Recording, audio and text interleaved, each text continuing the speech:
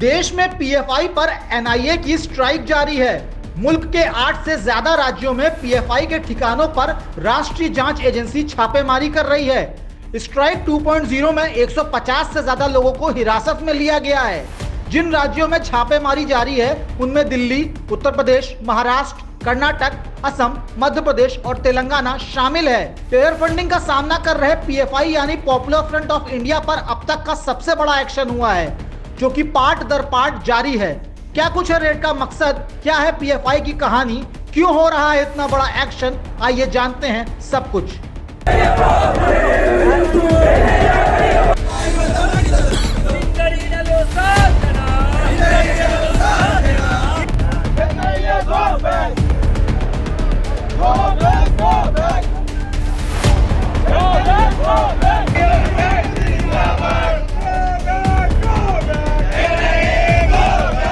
बात है 2007 की।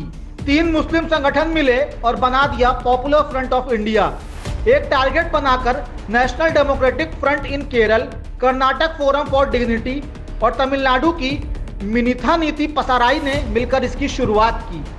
15 साल निकलते निकलते इस संगठन ने भारत में इतना उत्पात मचाया कि एनआईए को कमान संभालनी पड़ी और अब इस पर प्रहार जारी है। इस संगठन को लेकर लगातार बड़े खुलासे हो रहे हैं।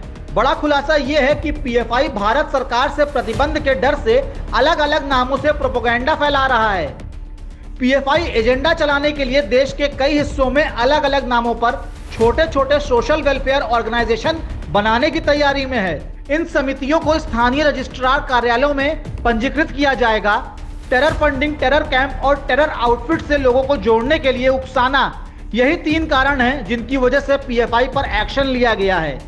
सीएए एनआरसी विवाद हो, गजवा-ए-हिंद का एजेंडा हो या फिर हिंदू विरोधी कैंपेन हो, पीएफआई का नाम हर उस जगह आया जहां अमन चैन बिगड़ा।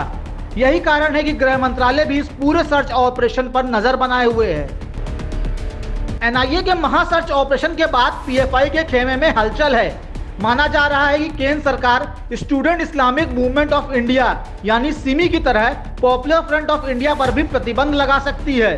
इस छापेमारी के दौरान जो कुछ भी सामने आया है उसकी मदद से केंद्रीय गृह मंत्रालय इस संगठन को बैन कर सकता है। पीएफआई के खिलाफ छापेमारी में तमाम ताज़ा खुलासे और ताज़ा खुलासा ये हुआ कि पीएफआई एक नए तरीके से अपने आप को मजबूत करने का कुचक्र रच रहा था और यह प्लान था कि हर जिले में एक संगठन तैयार किया जाए जो सामाजिक कल्याण के नाम से चल रहा हो और साथ ही साथ उस संगठन को रजिस्ट्रार के यहाँ पंजीकृत भी करवाया जाए, तो कुल मिलाकर के लोगों को इसकी भनक ना लग सके, लोगों को जानकारी ना हो सके और पूरी तरीके से पीएफआई ऐसे संगठनों को फंडिंग कर सके जिससे हिंदू विरोधी गतिविधियों को अंजाम दिया जा सके। और सबसे बड़ी चीज़ यह है कि जितने भी बीते दिनों ऐसे कांड हुए, चाहे सीए का विरोध रहा हो, चाहे एनआरसी का विरोध रहा हो, इन सभी मामलों पर पीएफआई का हाथ निकल के सामने आया था। लखनऊ सहित कई जगहों पर चौराहे जलाए गए थे, चौराहों पर आगजनी हुई थी, पुलिस चौकियां भी फूंकी गई थी। तो पीएफआई लगातार ऐसे दुष्चक्र करते रहा है और ऐसे अभियान पर लगा रहा है जिससे देश कमजोर हो, देश विघटनकारी की ओर बढ़ सके। तो अब जब एक बड़ी कार्रवाई शुरू हुई है तो कहीं ना कहीं उसके भी हाथ पैर फूले हैं। भारत सरकार लगातार इस पर एक्शन ले रही, कार्रवाई कर रही है, गृह मंत्रालय भी इस पर निगरानी कर रहा है और बड़ी बात है कि आने वाले दिनों में इससे भी बड़े खुलासे हो और जो एक शिकंजा जो कसा जा रहा है वो कहीं ना कहीं देश हित में जरूर होगा। वीडियो जर्नलिस्ट बाबूलाल के साथ Ashish Singh, daily insider, Lucknow. UP और देश दुनिया की तमाम ताजा तरीन खबरों के लिए गूगल प्ले स्टोर से आज ही डाउनलोड करें हमारा तेजी से उभरता न्यूज ऐप डेली इंसाइडर।